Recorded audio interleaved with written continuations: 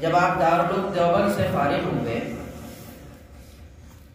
تو مئی سن 1971 میں وہاں سے فراغت کے بعد ناشر العلوم پانڈولی میں ایک مدرس کی حیثیت سے آپ وہاں پر جو ہے تعلیم دینے لگے اور پڑھانے لگے۔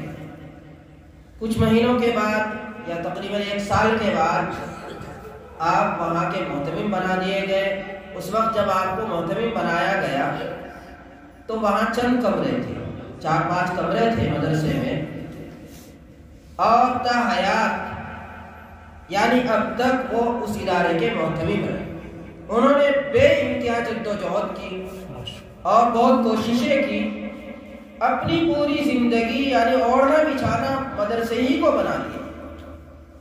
ہمارے یہاں ایک استاد ہے مولانا معراج صاحب، وہ پورنیہ بہار کے رہنے والے ہیں، میرے ساتھی ہیں۔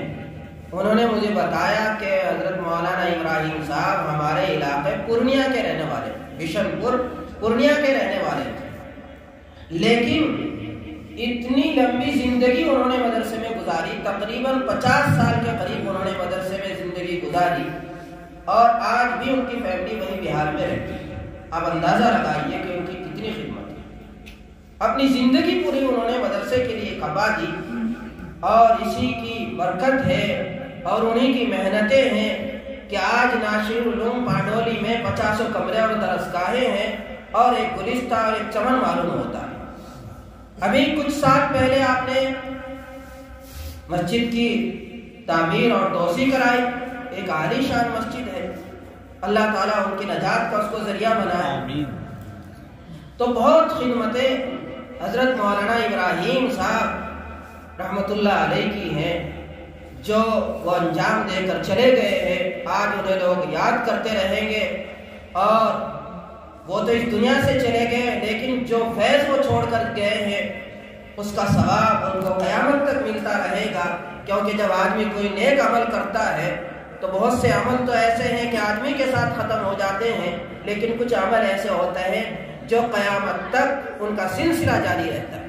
ان میں سے ایک یہ بھی ہے کہ آپ نے کوئی مسجد بنا دی، آپ نے کوئی مدرسہ بنا دیا، آپ نے کسی کی تربیت کر دی، کسی کو قرآن کریم پڑھا دیا، تو قیامت تک جب تک بھی اس کا فیض جاری رہے گا، طلباء اس میں پڑھتے رہیں گے، قرآن کریم کی تعلیم ہوتی رہے گی، اس کا ثواب اس کو ملتا رہے گا۔ تو یہ ایک صدقہ جاریہ ہے آپ کے لیے، جس کا ثواب ہمیشہ آپ کو ملتا رہے گا۔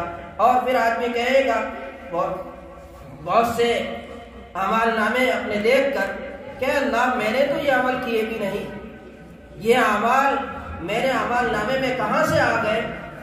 تو اللہ تعالیٰ فرمائیں گے کہ تم جو ہے تمہاری اولاد پیچھے رہ گئی تھی، انہوں نے تمہارے لیے مغفرت کی دعائیں کی، تو اللہ تعالیٰ ہم نے آپ کے لیے یہاں پر یہ درجات اور یہ ثواب آپ کو اس کے بدلے میں یہاں پر عطا کر دیا ہے۔ تو یہ صدقہ جاریہ اور ثواب جاریہ ہے جو ہر آدمی کر سکتا ہے، اپنی اپنی حیثیت سے آدمی کر سکتا ہے۔ اس دنیا میں آخرت بنانے کے لیے اللہ تبارک و تعالیٰ نے بھیجا ہے، جیسا کہ میں نے قرآن کریم کی آیت تلاوت کی تھی کہ لِيَبْلُوَكُمْ أَيُّكُمْ أَحْسَنُ عَمَلًا۔ اللہ تبارک و تعالیٰ دیکھنا چاہتے ہیں کہ تم میں سے کون اچھا عمل کر کے لاتا ہے۔ احسن کہتے ہیں سب سے اچھا عمل کون کر کے لاتا ہے، اللہ تبارک و تعالیٰ دیکھنا چاہتے ہیں۔ تو یہ دنیا میں اللہ تبارک و تعالیٰ نے چند روزہ ہمیں زندگی عطا فرمائی ہے، اسی لیے تاکہ ہم آخرت کو بنا لیں۔ جب کوئی چلا جاتا ہے، حضرت مولانا ایک بہت بڑے عالم تھے، حدیث میں یہ کہا جاتا ہے کہ عالم کا مرنا ایسا ہے جیسا کہ عالم کا مر جانا۔ تو پوری دنیا جیسے ختم ہو گئی ہو، اسی لیے کوئی عالم چلا جاتا ہے تو اس کا بہت صدمہ ہوتا ہے۔ ہم نے اخبارات میں پڑھا، بہت سے لوگوں نے اپنے صدمے کا، اپنے غم کا اظہار کیا۔ قاری مہتاب صاحب نے بھی اسی غم کی اور صدمے کے اظہار کے لیے یہ مجلس منعقد کی کہ ان کی خوبیاں بیان کی جائیں اور آدمی کو بتایا جائے کہ دیکھو یہ لوگ گزرے ہیں، ہمیں ان کی طرح اپنی زندگی بنانی چاہیے، تاکہ کل ہمارے بھی وہ زندگی جو یہاں پر ہم نے گزار دی ہے کام آئے، اور پھر ہمیں پچھتاوا نہ ہو اور افسوس نہ پر، تو یہ لوگ ان کی جو عادتیں ہیں، جو اخلاق ہیں، اتنے بڑے عالم ہو کر بہت منکسر المزاج. قاری مہتاب صاحب نے بتایا کہ میں نے ہدیہ لے کر گیا کہ میں گنہگار آدمی، مجھے دے کر کیوں ضائع کرو گے؟ یہ نہیں کہ وہ ضائع ہو جاتا، یہ ان کی منکسر المزاجی تھی اور جو ہے ان کے چھوٹا پن تھا. حالانکہ وہ بہت بڑے اللہ والے تھے، لیکن جو اللہ والے ہوتے ہیں ان کے اندر تواضع ہوتی ہے، انکساری ہوتی ہے، عاجزی ہوتی ہے. آج آدمی جو ہے ذرا سا اس کے پاس کچھ آ جائے وہ سمجھتا ہے معلوم نہیں تو کیا بن گیا ہے، اکڑ کر چلتا ہے، جبکہ اکڑ کر چل کر وہ زمین کو پھاڑ نہیں سکتا ہے، پہاڑوں کی بلندی پر چڑھ نہیں سکتا ہے، لیکن اس کے باوجود اکڑتا ہے. تواضع آدمی کے اندر ہونی چاہیے.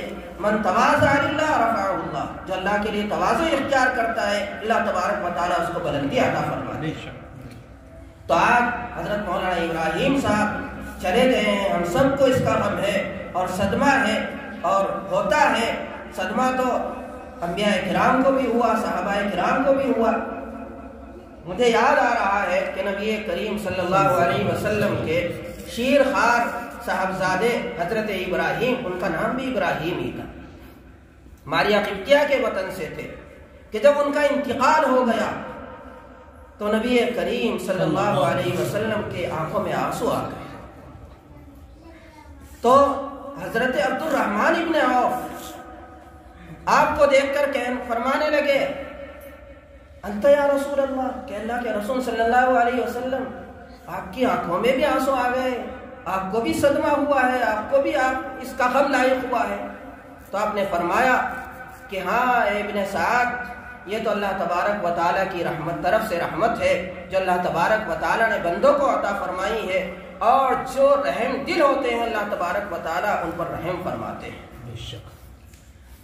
تو صدمہ تو نبی کریم صلی اللہ علیہ وسلم کو بھی ہوا، آپ رونے لگے، اور پھر فرمایا کہ آنکھیں رو رہی ہیں، دل غمزدہ ہے، لیکن ہم وہی بات کہیں گے جو اللہ تبارک و تعالیٰ کو پسند ہے، اللہ تبارک و تعالیٰ اس سے ناراض نہیں ہوتے ہیں. اے ابراہیم، تیرے چلے جانے کی وجہ سے ہم کو بہت صدمہ. حضرت زینب آپ کی صاحبزادی ہیں، ان کے بیٹے کا انتقال ہونے لگا تو نبی کریم صلی اللہ علیہ وسلم کو اطلاع دی.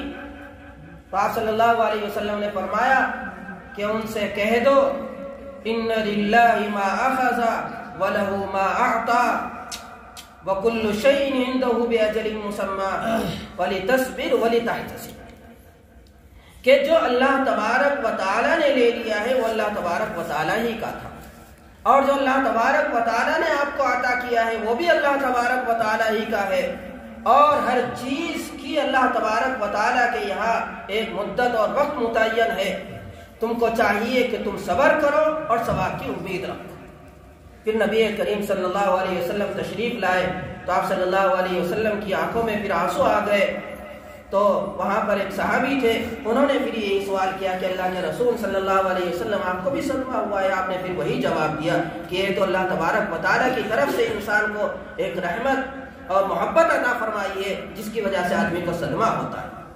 تو آدمی کو صدمہ لاحق ہوتا ہے، اس پر آدمی کی آنکھوں سے آنسو جاری ہو جاتے ہیں، لیکن اس کا طریقہ یہ نہیں ہونا چاہیے کہ آدمی زبان سے اول بول بکنے لگے اور اپنے سینے کو پیٹنے لگے، اپنے گالوں پر تھپڑ مارنے لگے اور واویلا کرنے لگے اور جو ہے نازیبا باتیں کہنے لگے. بالکل نہیں، بلکہ آنکھوں سے آنسو جاری ہونا یہ کوئی بری بات نہیں ہے. صدمہ آدمی کو ہوتا ہے، ہم سب لوگوں کو اس بات کا صدمہ ہے کہ آپ اس دنیا سے تشریف لے گئے، لیکن ہمیں جو کام کرنے چاہیے وہ ان پر ہمیں دھیان دینا ہے. ہمیں قرآن کریم کی تلاوت کر کے اور آپ کے نام سے کچھ دے کر ایصال ثواب کرنا ہے، اور یہی ہمیں اپنے مرحومین کے لیے کرنا چاہیے. ہمارے مرحومین اس بات کے منتظر رہتے ہیں کہ ہمارے لیے کچھ بھیجتا ہے اور وہ ثواب ان کو عطا کیا جاتا ہے اور ان کو پیش کیا جاتا ہے، اس سے وہ خوش ہوتے ہیں.